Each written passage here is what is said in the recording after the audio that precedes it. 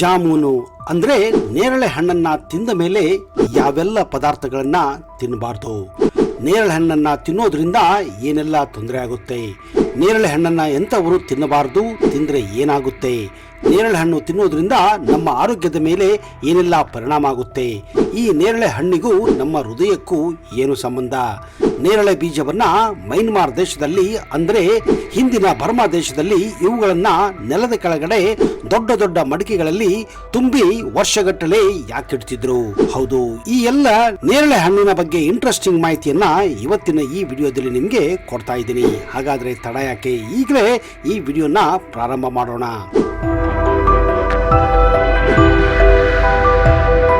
ಉರಿ ಬಿಸಿಲು ಮತ್ತು ಹೆಚ್ಚಾಗುತ್ತಿರುವ ತಾಪಮಾನ ಎಲ್ಲರನ್ನ ಕಂಗಾಲಿಸಿದರೆ ಹೆಚ್ಚಿನ ಜನರು ಶಾಖದ ಹೊಡೆತಕ್ಕೆ ತುತ್ತಾಗುತ್ತಾರೆ.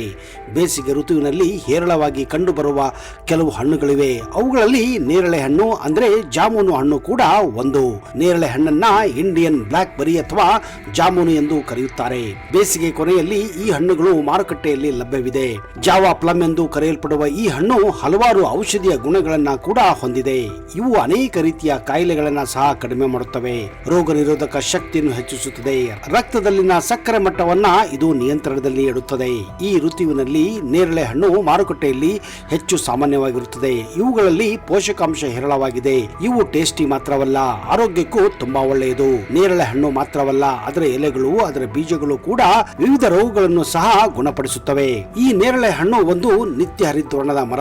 ಇದು ಭಾರತ, ಪಾಕಿಸ್ತಾನ, ಇಂಡೋನೇಷ್ಯಾ, ಬರ್ಮಾ ದೇಶಗಳ ಮೂಲ ನಿವಾಸಿಗಳಾಗಿದ್ದರೂ ಕೂಡ ಇದು ದಕ್ಷಿಣ ಏಷ್ಯಾದ ಎಲ್ಲಾ ದೇಶಗಳಲ್ಲೂ ಕೂಡ ಕಂಡುಬರುತ್ತದೆ. ಇದನ್ನು ಸಂಸ್ಕೃತದಲ್ಲಿ ಜಂಬೂ, ಸುರಭಿ ಪತ್ರ, ಮೇಘಮೋದಿನಿ, ನೀಲಾಫಲಯ ಮುಂತಾದ ಹೆಸರುಗಳಿಂದ ಕರೆಯುತ್ತಾರೆ.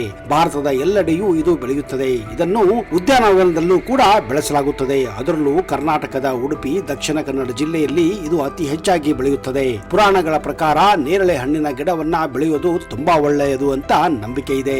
ಐತಿಹ್ಯದ ಪ್ರಕಾರ ನೇರಳೆ ಹಣ್ಣುಗಳ ಗಿಡಗಳಲ್ಲಿ ನಮ್ಮ ಪೂರ್ವಜರು ವಾಸವಾಗುತ್ತಾರೆ ಎನ್ನುವ ನಂಬಿಕೆ ಪುರಾಣಗಳಲ್ಲಿ ನಿಮಗೆ ಸಿಗುತ್ತದೆ.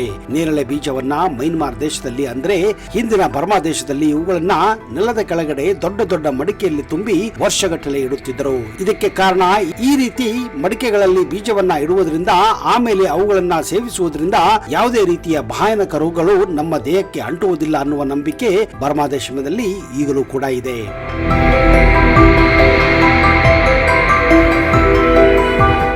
ನೇರಳೆ ಹಣ್ಣಿನ ಸೇವನೆ ರಕ್ತದಲ್ಲಿ ಸಕ್ಕರೆಯ ಪ್ರಮಾಣವನ್ನ ನಿಯಂತ್ರಿಸುತ್ತದೆ. ಹಣ್ಣು ಮಾತ್ರವಲ್ಲ, ಇದರ ಎಲೆಗಳು, ಮರದ ತೊಗಟೆ, ಬೀಜಗಳಲ್ಲಿಯೂ ಔಷಧೀಯ ಗುಣಗಳು ಸಮೃದ್ಧವಾಗಿವೆ. ಇವುಗಳನ್ನ ಆಯುರ್ವೇದದಲ್ಲೂ ಕೂಡ ಬಳಸಲಾಗುತ್ತದೆ. ಇತ್ತೀಚಿನ ದಿನಗಳಲ್ಲಿ ಕೆಟ್ಟ ಜೀವನ ಶೈಲಿ ಮತ್ತು ಆಹಾರ ಪದ್ಧತಿಯಿಂದ ಮಧುಮೇಹದ ಸಮಸ್ಯೆಯು ಚಿಕ್ಕ ವಯಸ್ಸಿನಲ್ಲಿ ಪ್ರಾರಂಭವಾಗುತ್ತದೆ. ನೇರಳೆ ಹಣ್ಣು ನೈಸರ್ಗಿಕವಾಗಿ ಅಧಿಕ ರಕ್ತದ ಸಕ್ಕರೆಯನ್ನ ನಿಯಂತ್ರಿಸುವುದರಲ್ಲಿ ಅತ್ಯಂತ ಪರಿಣಾಮಕಾರಿಯಾಗಿದೆ. ನೇರಳೆ ಹಣ್ಣು ಕಡಿಮೆ ಗ್ಲೈಸೆಮಿಕ್ ಅಂಶವನ್ನ ಹೊಂದಿದೆ. ಇದು ರಕ್ತದಲ್ಲಿನ ಸಕ್ಕರೆ ಮಟ್ಟವನ್ನ ಕಾಪಾಡಿಕೊಳ್ಳಲು ಸಹಾಯ ಮಾಡುತ್ತದೆ.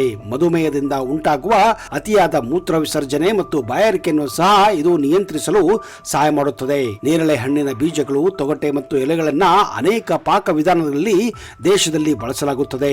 ನೇರಳೆ ಹಣ್ಣು ರೋಗ ನಿರೋಧಕ ಶಕ್ತಿಯನ್ನು ಹೆಚ್ಚಿಸುವುದರಲ್ಲಿ ಕೆಲಸ ಮಾಡುತ್ತದೆ. ನಿಮ್ಮಲ್ಲಿ ರೋಗ ನಿರೋಧಕ ಶಕ್ತಿ ಕಡಿಮೆ ಇದ್ರೆ ನೇರಳೆ ಹಣ್ಣನ್ನ ಸೇವಿಸಿ. ಇದರಲ್ಲಿ ವಿಟಮಿನ್ ಮತ್ತು ಮಿನರಲ್ಗಳು ಹೇರಳವಾಗಿವೆ. ಸೋಡಿಯಂ, ಕ್ಯಾಲ್ಸಿಯಂ, ಕಬ್ಬಿಣ ಮತ್ತು ಕಾರ್ಬೋಹೈಡ್ರೇಟ್ಗಳು ನೇರಳೆಹಣ್ಣಿನಲ್ಲಿ ನಿಮಗೆ ಸಿಗುತ್ತವೆ.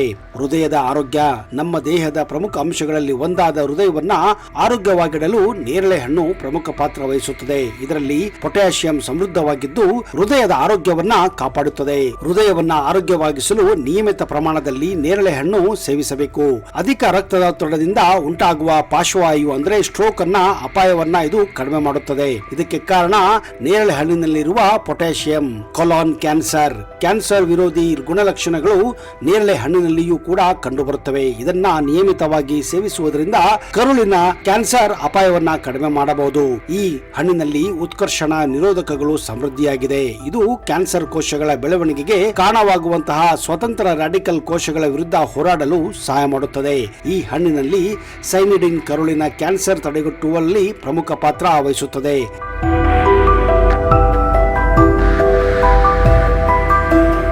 ಚರ್ಮದ ಆರೈಕೆ.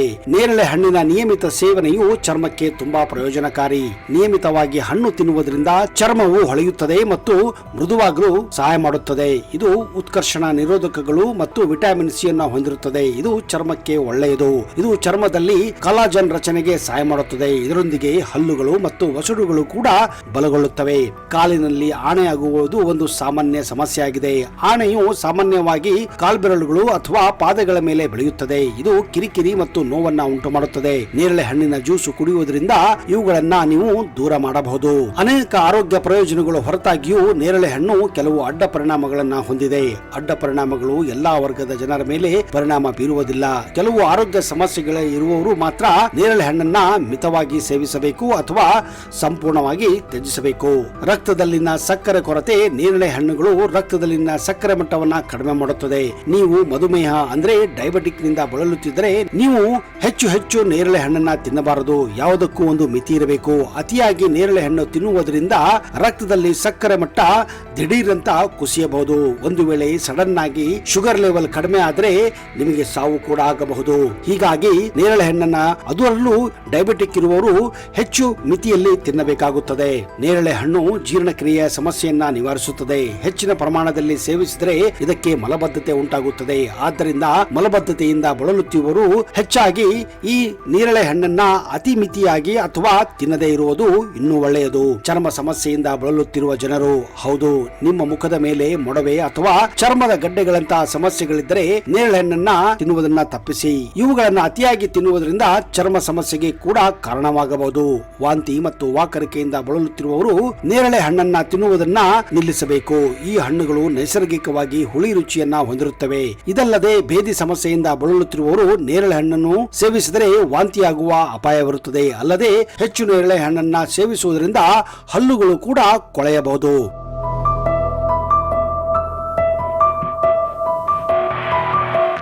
ನೇರಳೆ ಆರೋಗ್ಯಕರ ಹಣ್ಣು. ಆದರೆ ಹಣ್ಣಿನಷ್ಟೇ ಅದರ ಬೀಜಗಳು ಕೂಡ ಉಪಯುಕ್ತ ಎಂಬುದು ಬಹುತೇಕರಿಗೆ ತಿಳಿದಿಲ್ಲ.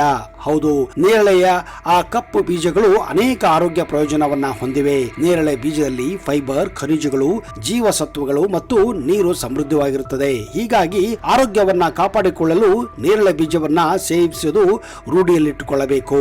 ಹಣ್ಣಿನಂತೆಯೇ ನೇರಳೆ ಬೀಜಗಳು ಸಹ ಮಧುಮೇಹ ವಿರೋಧಿ ಚಟುವಟಿಕೆಯನ್ನ ಹೊಂದಿವೆ. ರಕ್ತದಲ್ಲಿನ ಸಕ್ಕರೆ ಮಟ್ಟವನ್ನ ನಿಯಂತ್ರಿಸಲು ನೇರಳೆ ಬೀಜಗಳು ಹೆಚ್ಚು ಹೆಸರುವಾಸಿಯಾಗಿವೆ. ನೇರಳೆ ಹಣ್ಣಿನ ಬೀಜಗಳು ದೇಹದಲ್ಲಿನ ರಕ್ತದ ಒತ್ತಡವನ್ನ ನಿಯಂತ್ರಿಸಲು ಸಹಾಯ ಮಾಡುತ್ತದೆ.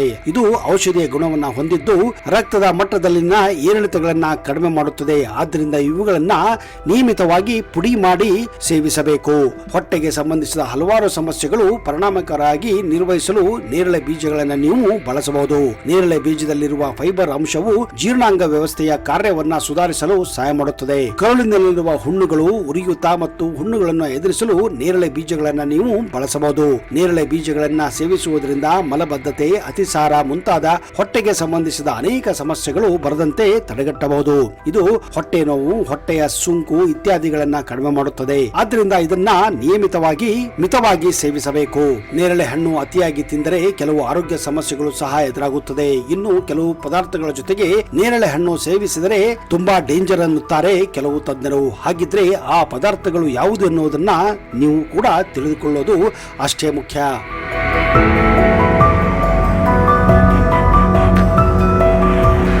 ನೇರಳೆ ಹಣ್ಣು ಜೊತೆಗೆ ಯಾವತ್ತಿಗೂ ಅರಿಶಿಣವನ್ನ ಸೇವನೆ ಮಾಡಬೇಡಿ. ಅರಿಶಿಣವು ಉರಿಯೂತದ ಗುಣಲಕ್ಷಣ ಹೊಂದಿದ್ದು ಉರಿಯೂತ ತೆಗೆದು ಹಾಕಲು ಸಹಾಯ ಮಾಡುತ್ತದೆ. ಆದರೆ ನೇರಳೆ ಹಣ್ಣು ತಿಂದ ಮೇಲೆ ಅರಿಶಿಣವನ್ನ ತಿನ್ನಬಾರದು. ಇವೆರಡರ ಸಂಯೋಜನೆಯು ಹೊಟ್ಟೆಯ ಅಸ್ವಸ್ಥತೆಗೆ ಕಾರಣವಾಗುತ್ತದೆ. ಹಾಗಾಗಿ ಎರಡು ಪದಾರ್ಥಗಳು ಮಧ್ಯೆ ಕನಿಷ್ಠ 30 ನಿಮಿಷದಿಂದ 1 ಗಂಟೆಗಳ ಅಂತರವಿರಬೇಕು. ನೇರಳೆ ಹಣ್ಣು ಹಾಗೂ ಹಾಲು ಒಟ್ಟಿಗೆ ಸೇವಿಸಬೇಡಿ. ನೇರಳೆ ಹಣ್ಣು ಜೊತೆ ಹಾಲು ಕುಡಿಯುವುದು ದೇಹಕ್ಕೆ ದೊಡ್ಡ ಹಾನಿ ಉಂಟು ಮಾಡಬಹುದು. ಅವುಗಳನ್ನ ಒಟ್ಟಿಗೆ ಅಥವಾ ಒಂದೇ ಸಮಯದಲ್ಲಿ ತಿಂದರೆ ಇದು ಜೀರ್ಣಕ್ರಿಯೆಯನ್ನು ಹಾಳು ಮಾಡುತ್ತದೆ ಮತ್ತು ಗ್ಯಾಸ್ ಉತ್ಪಾದಿಸಲು ಕಾರಣವಾಗುತ್ತದೆ. ಉಪ್ಪಿನಕಾಯಿ ಮತ್ತು ನೇರಳೆ ಹಣ್ಣು ಒಟ್ಟಿಗೆ ತಿನ್ನಬೇಡಿ.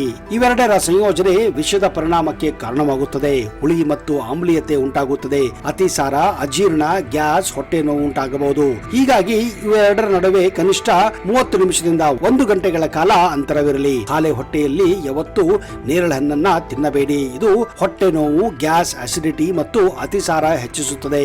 ನೇರಳೆ ಹಣ್ಣು ಮಧ್ಯಾಹ್ನ ಅಥವಾ ಸಂಜೆ ಮಾತ್ರ ತಿನ್ನಬೇಕು. ಇಲ್ಲದಿದ್ದರೆ ದೇಹದ ಕಿಬ್ಬೊಟ್ಟಿಗೆ ಕುಳಿ ಆಹಾರದ ಪೈಪ್ ಕುತ್ತಿಗೆಗೆ ಹಾನಿಯಾಗುತ್ತದೆ, ಹೊಟ್ಟೆಯ ಆಮ್ಲವನ್ನ ಹೆಚ್ಚಿಸುತ್ತದೆ. ಹೀಗಾಗಿ ನೇರಳೆ ಹಣ್ಣನ್ನ ತಿಂದರೂ ಕೂಡ ಇವೆಲ್ಲ ಅಂಶಗಳನ್ನ ಗಮನದಲ್ಲಿಟ್ಟುಕೊಳ್ಳಬೇಕು. ಸ್ನೇಹಿತರೆ, ನೀವು ನೇರಳೆ ಹಣ್ಣಿನ ಬಗ್ಗೆ ನಿಮ್ಮ ಅನಿಸಿಕೆಯನ್ನ ದಯವಿಟ್ಟು ಕಮೆಂಟ್ ಬಾಕ್ಸ್ ಅಲ್ಲಿ ಹಾಕಿ. ಒಂದು ವೇಳೆ ನಿಮಗೆ ಈ ವಿಡಿಯೋ ಇಷ್ಟ ಆದಲ್ಲಿ ಈಗಲೇ ಎಲ್ಲರ ಜೊತೆ ಶೇರ್ ಮಾಡಿ ಹಾಗೂ ಇದನ್ನ ಲೈಕ್ ಕೂಡ ಮಾಡಿ.